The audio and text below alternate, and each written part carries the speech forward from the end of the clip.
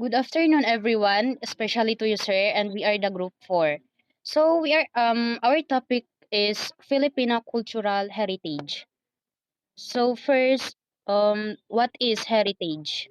So when we say heritage, what comes to your mind, guys? Um, Heritage it is the cultivation of cultural patrimony. Heritage can also state the property which parents handed down to their progeny and can also refer to an intellectual or spiritual legacy. So it is much about people as it is about real, release and the challenge to balance preservation with modern day realities. Heritage is our legacy from the past, what we live with today and what we pass on the future generations. So when we say heritage, heritage is the full range of our inherited traditions, monuments, objects, and culture.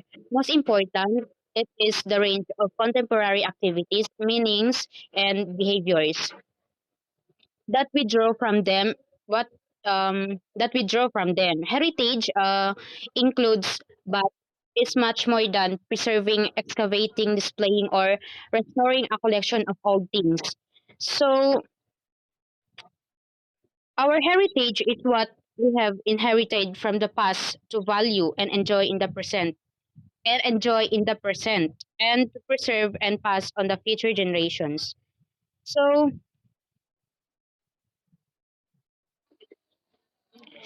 again, what is heritage?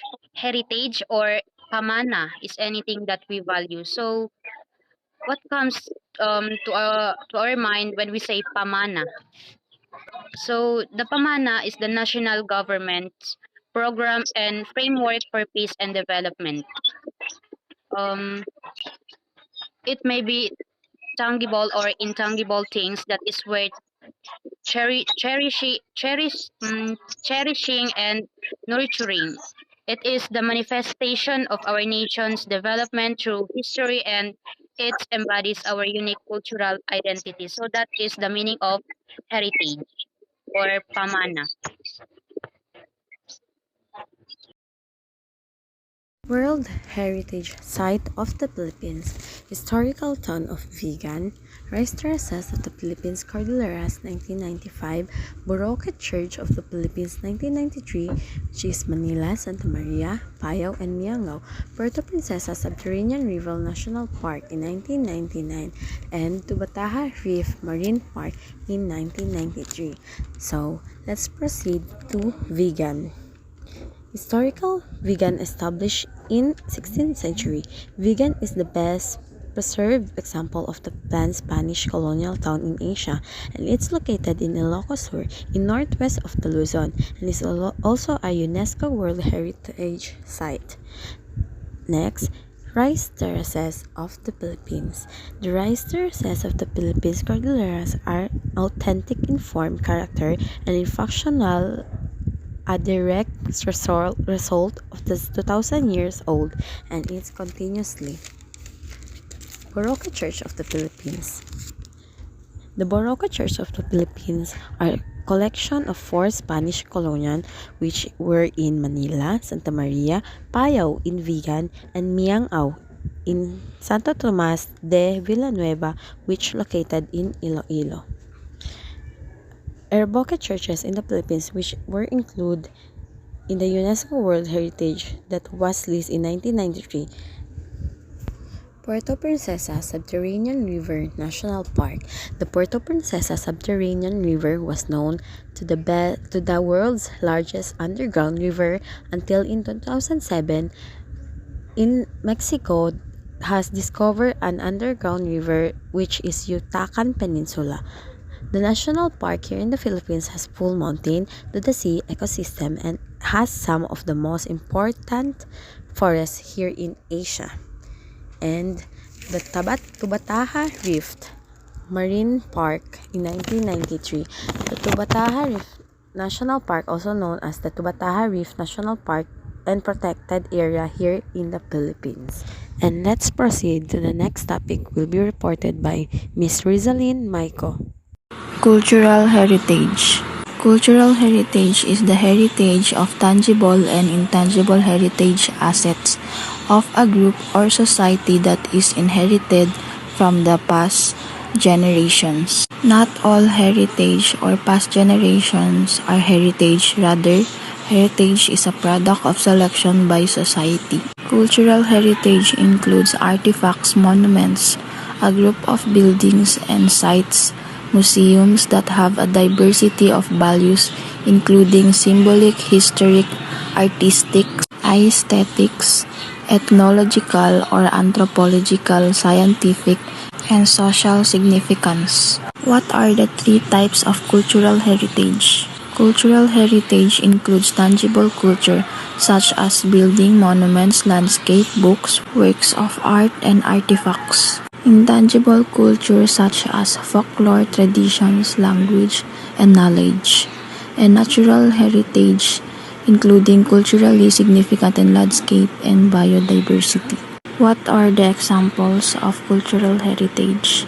Tangible assets such as visual art, food, clothing, and style of architecture along the intangible assets such as regions, music, and values like generosity or respect.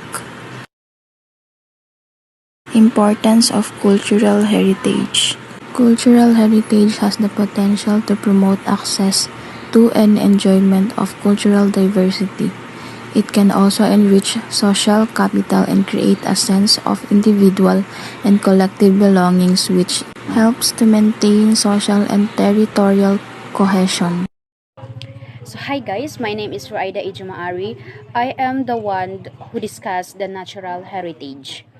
So when we say natural heritage, refers to the sum total of the elements of biodiversity, including flora and fauna, ecosystem and geological structures. It forms part of our natural resources.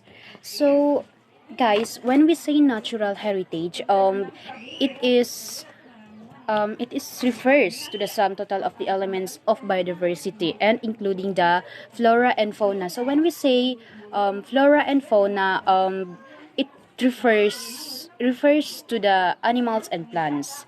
So that's the meaning of flora and fauna, animals and plants.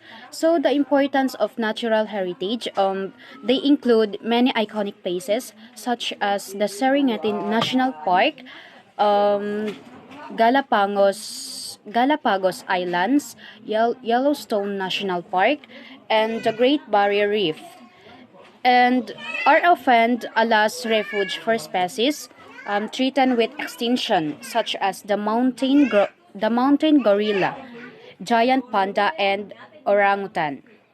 So, the importance of natural heritage is natural heritage provides habitats to many species and helps in economic stability. So we have to preserve these sites and make sure they are not neglected. They are Earth's most significant protected areas and deserve the best deserve the best quality of management. That is the importance of natural heritage. That's it.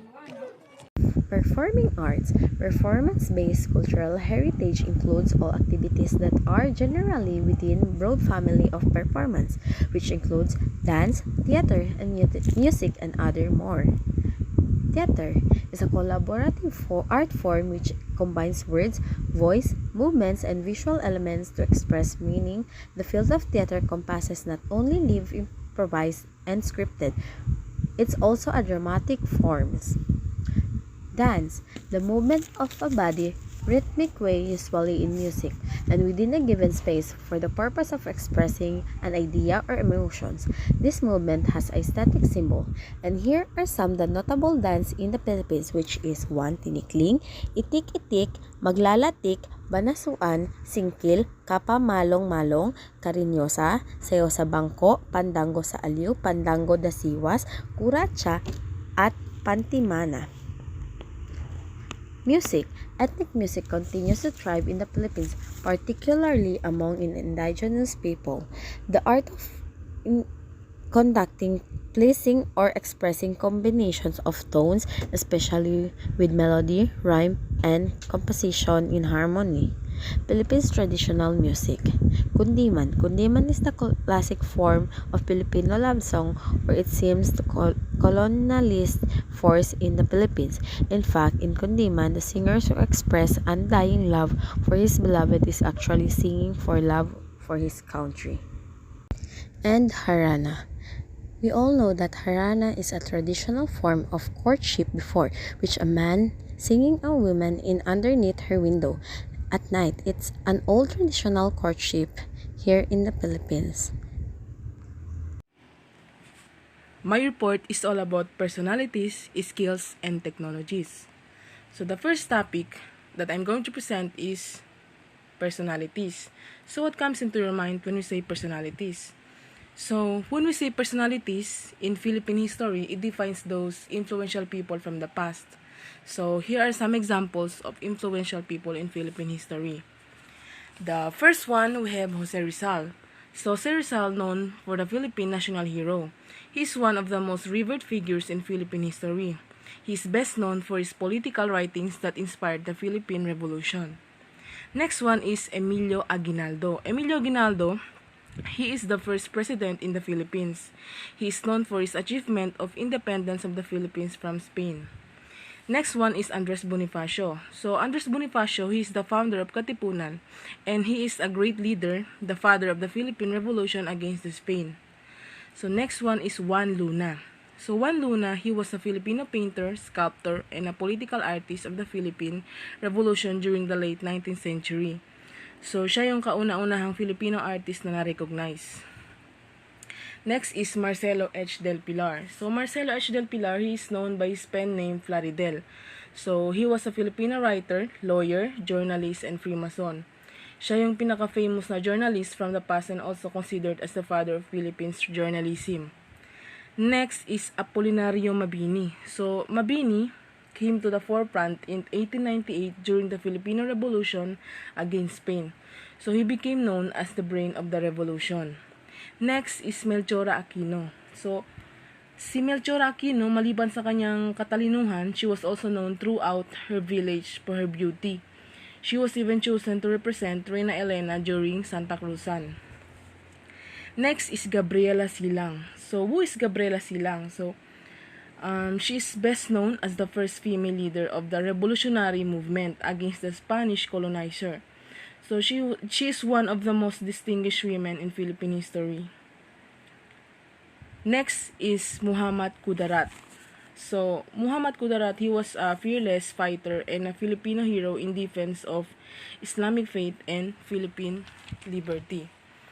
So sila yung mga influential people dati in Philippine history. So why do we need to recognize them? Why do we need to study them?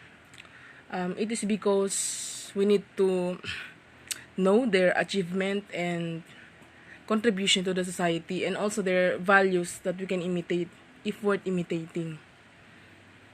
And the next topic is skills. So, what do we mean by skills in Philippine history? So, as we know, people from the past is more workaholic than now. Di ba worth imitating yun? And industrious sila at the same time. They work hard to sustain their needs. Compare this time, makorap, illegal, para magkapera lang. So, here are some examples of skills in Philippine history.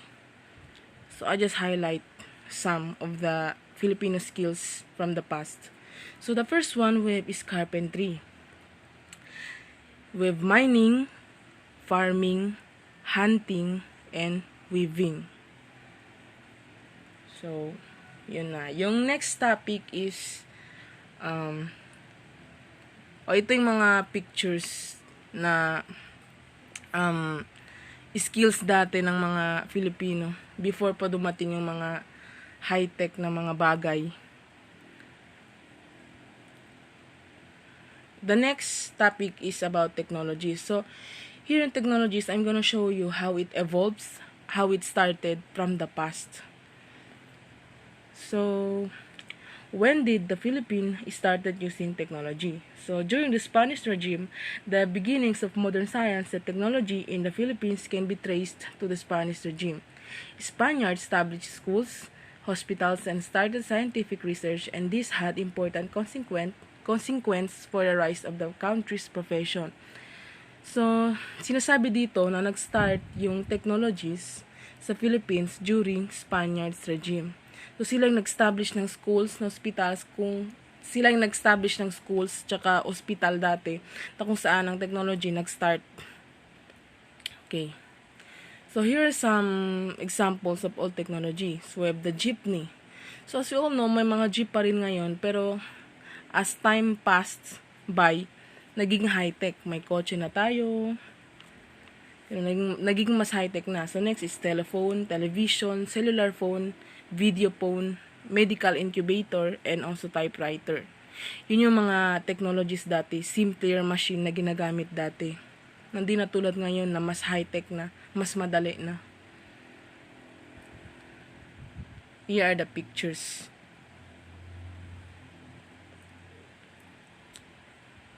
So last, why do we need to study technologies from the past? So we need to study technologies from the past, how it evolved, how it started, because we will be able to know the history of it and how the machines we have today evolved from simpler machine. So that's all. Thank you. And next reporter is Josepina Bautista. Language or natural language, the principal method of human communication consisting of words used in structures and conventional way and conveyed by speech, writing, or gestures. History of language of the Philippines. There was common language spoken in the Philippines until the 16th century when Spanish became the official language of the country. Spanish remained the official language in country for over 3 centuries after the Spanish colonizer came to the Philippines. What are the language culture of the Philippines? Filipino, which based Tagalog, and it also the national language of the Philippines, and they are some dialect language that majority speak by Filipinos, which is Cebuano, Ilocano, Hiligaynon, Ilonggo, Bicol, Waray, and Pangasinense, and other more. Next is fine applied arts. Fine applied arts, painting, sculpture, and craft. Painting are the form of visual art that captures the expression, idea, and emotion of two-dimensional surface. Artists use the elements of shape, color, tone, and texture in unique way to produce a painting or a better painting. Sculpture. Sculpture is a branch of visual art that operates in 3 dimensions. Sculpture is the 3-dimensional artwork which physical presented in dimensions of height, width, and depth. It is one of the plastic arts. And last is craft. The valuable ornate carving are a specialty in southern Philippine island. Craft. Traditional arts like weaving, metalsmith, pottery, wood, carving, and goldsmith are famous all over the country and are valued both by local and tourists. Archives, documents, and memorabilia. Documents. Documentation of cultural heritage, broadly defined, includes 2 main activities that captures information regarding monuments, buildings, and sites, including their physical characteristics, history, and problems, and the process of organizing, interpreting, and managing that information. And next, memorabilia, objects kept or collecting because of their history interest, especially those associated with memorable people or events. And our last reporter is Rizalyn Maiko. Cultural religious heritage. What is cultural and religious heritage? Our religious heritage refers to valuable objects and qualities such as historical buildings and cultural tradition that have been passed down from the previous generation to the present generation. What are the importance of religious and cultural heritage? Cultural heritage gives people a connection to certain social values, beliefs, religions, and customs. It also allows them to identify with others with similar backgrounds.